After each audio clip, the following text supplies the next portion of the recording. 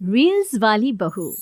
प्रज्ञा को रील्स बनाने का बड़ा ही क्रेज है और वो दिन भर रील्स बनाती रहती है। खाते पीते घूमते फिरते घर में कॉलेज में रील्स बनाने के कारण प्रज्ञा पूरे कॉलेज में हाईलाइटेड है। जहां उसकी रील्स सभी को पसंद आते हैं, वहीं मनीषा चिंता में डूबी रहती है। एक रोज जब खाते हुए प्रज्ञा रील्स बना रही होती है, तब मनीषा कहती है, 1 मिनट भी चैन नहीं है इस लड़की को। ये नहीं कि खाना तो आराम से खा ले, लेकिन नहीं, अरे थोड़ी देर रील्स नहीं बनाओगी तो आसमान नहीं टूट पड़ेगा।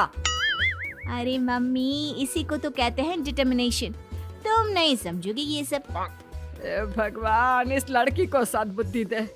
जब देखो तब टेढ़ा बाका मुंह बनाती रहती है।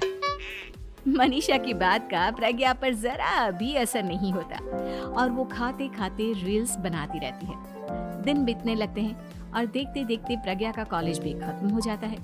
आए दिन कोई ना कोई मनीषा को प्रज्ञा की शादी करवाने का सुझाव दे जाता है। सब ठीक ही कहते हैं, प्रज्ञा की शादी कर देनी चाहिए। अपने घर के काम काज में व्यस्त हो जाएगी तो खुद ही ये रील्स और नाच गाना बंद हो जाएगा। मनीषा और प्रेम प्रज्ञा के लिए एक अच्छा लड़का ढूंढने लगते हैं और तभी विकी का रिश्ता प्रज्ञा के लिए आता है, जिसने प्रज्ञा को उसकी रील्स देखकर पसंद कर लिया था। अगले दिन विकी अपने माता पिता के साथ प्रज्ञा के घर पहुंच जाता है और प्रज्ञा साड़ी पहने हाथों में चाय की ट्रे लिए उनके सामने आती है। जब विकी को पसंद है तो हमें भी बहू पसंद है। बहन जी, आप बारात की तैयारी कीजिए। एक बार लड़का लड़की अकेले में बात कर ले तो अच्छा रहेगा। हाँ हाँ, क्यों नहीं। मनीषा विकी को प्रज्ञा के कमरे में भेजती है, जहां प्रज्ञा पहले से ही रील्स बना रही होती है। तभी विकी कहता है, आ गए आपके साजन जी। हमारे साथ ये रील्स कंप्लीट करती तो और भी अच्छा रहता। अच्छा जी, अब आ ही गए हैं तो बना ही लेती हूँ आपके साथ। दोनों मिलकर रील्स बनाते हैं।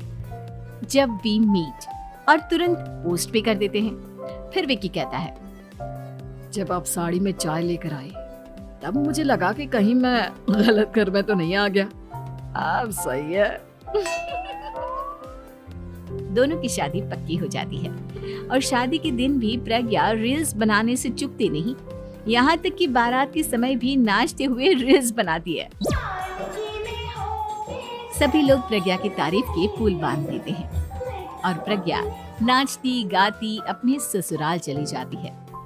सब कुछ अच्छा चल रहा होता है। प्रज्ञा यहाँ भी दिन भर हर चीज की रील्स बनाती रहती है। लेकिन कुछ दिनों के बाद जब सुनीता कहती है, बहू, ये रील्स के साथ साथ कुछ काम भी कर लिया करो। वैसे तुझे और क्या क्या बनाना आता है? मम्मी जी, वैसे तो सब कहते हैं कि मैं सब कुछ अच्छा बनाती हूँ, लेकिन मुझे लगता है कि मैं मैगी अच्छा बना लेती हूँ। हाँ, कॉफी भी अच्छा बना लेती हूँ और मुंह तो सबसे अच्छा बना लेती हूँ। हैं? अच्छा अच्छा। सुनीता अपना माथा पकड़ लेती है और कहती है, बहू, कुछ खाना बनाना भी सीख लेती। मम्मी जी, मैं लंबी प्लानिंग कर रही हूँ। जल्दी ही मैं इतनी फेमस हो जाऊंगी कि मुझे पैसे मिलने लगेंगे। हम दोनों सास बहू राज करेंगे, राज। नौकर काम करेंगे और लोगों की तो लाइन लगेगी हमसे मिलने के लिए। तेरा दिमाग खराब हो गया है क्या बहू? हंसी मजाक तक ठीक है, लेकिन इस तरह घर नहीं चलते। जितना जल्दी हो इस घर के तौर तरीकों को सीख लो। प्रज्ञा मुंह घुमाकर चली जाती है और तुरंत उसी वक्त एक रील बनाती है। ये देख सुनीता का गुस्सा 7वें आसमान पर चला जाता है और विकी के घर आती ही सुनीता उसे सब कुछ बताती है। विकी भी अब प्रज्ञा की इन हरकतों से परेशान हो जाता है। तुम टेंशन मत लो मम्मा, मैं देख लूंगा। विकी कमरे में जाता है तो देखता है कि प्रज्ञा रील्स बना रही है। विकी बड़े ही प्यार से प्रज्ञा से कहता है, प्रज्ञा, इन सब के लिए मैं तुम्हें मना नहीं कर रहा हूँ, लेकिन फिर भी हर वक्त तो ये अच्छा नहीं लगता ना। समझने की कोशिश करो, मुझे भी तुम्हारा थोड़ा वक्त चाहिए। मैं जब ऑफिस से आता हूँ तो मुझे समय देने की जगह इसी में लगी रहती है। तुम ज्यादा ही सोच रहे हो। तुम भी मेरे साथ रील्स बनाओ ना, तुम्हें भी बहुत अच्छा लगेगा। तुम्हें इज्जत से कोई बात समझ में नहीं आती क्या? दिमाग खराब हो गया है तुम्हारा इस चकाचौंध से। अगर तुमने अपना रवैया नहीं बदला तो मैं तुमसे दूर चला जाऊंगा। तुम ही रिश्ता लेकर आए थे, मुझे लड़कों की कमी नहीं थी और ना आज है। विकी दरवाजा पटककर चला जाता है। धीरे धीरे विकी प्रज्ञा से दूर होता जाता है। एक रोज मनीषा प्रज्ञा के ससुराल उससे मिलने जाती है। तब सुनीता उससे कहती है, बहन जी, अब आई हैं तो कुछ दिन यहाँ रहकर जाइएगा, आप ही का घर है। हाँ मम्मी, बहुत दिन हो गए तुम्हारे साथ एक भी रील नहीं बनाई मैंने। प्रज्ञा तुरंत अपने फोन में रील्स ऑन कर लेती है। ये सब मुझसे नहीं होता। तेरा ये भूत अभी तक नहीं उतरा क्या? बहन जी, आप कुछ कहती नहीं क्या इसे? जब आप ही कुछ नहीं कर पाई तो मैं कर ही क्या सकती हूँ। सास तो वैसी ही बदनाम है।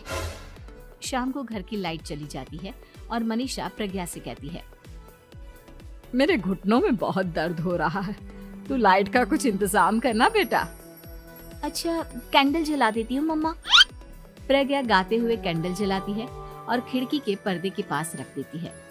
मनीषा, जिसे बहुत दर्द हो रहा है, वो सो जाती है और प्रज्ञा हमेशा की तरह अपने रील्स में लग जाती है।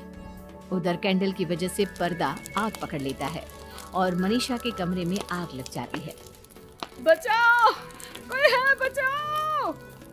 सभी भागते हैं और विकी कमरे की आग बुझाने में लग जाता है, लेकिन तब तक मनीषा आधी जल चुकी थी। मनीषा की हालत देख प्रज्ञा रोने लगती है। विकी मनीषा को तुरंत हॉस्पिटल ले जाता है और उसे एडमिट कराता है। विकी प्रज्ञा से कहता है, देख लिया ना, तुम्हारे इस नाच गाने की वजह से आज तुम्हारी माँ की जान जाते जाते रह गई। अब पता नहीं तुम और क्या चाहती हो। उधर डॉक्टर कहते हैं, इनकी हालत बहुत नाजुक है, आधे से ज्यादा जल चुकी है। प्रज्ञा रोती हुई मंदिर में जाती है और भगवान के आगे जाकर कहती है, भगवान, मेरी माँ को ठीक कर दो। मैं कसम खाती हूँ हाथ से ये रील्स बनाना छोड़ दूंगी, बस मुझे मेरी माँ वापस मिल जाए। 2 दिन बीत जाते हैं और मनीषा खतरे से बाहर आ जाती है। पेशेंट अब ठीक है, आप लोग उनसे मिल सकते हो।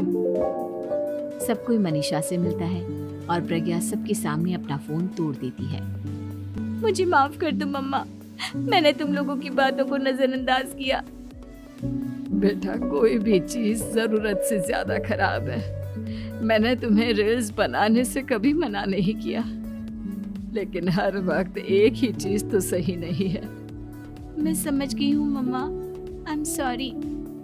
प्रज्ञा उस दिन से रील्स बनाना छोड़ देती है और पूरी तरह से अपने घर में लग जाती है।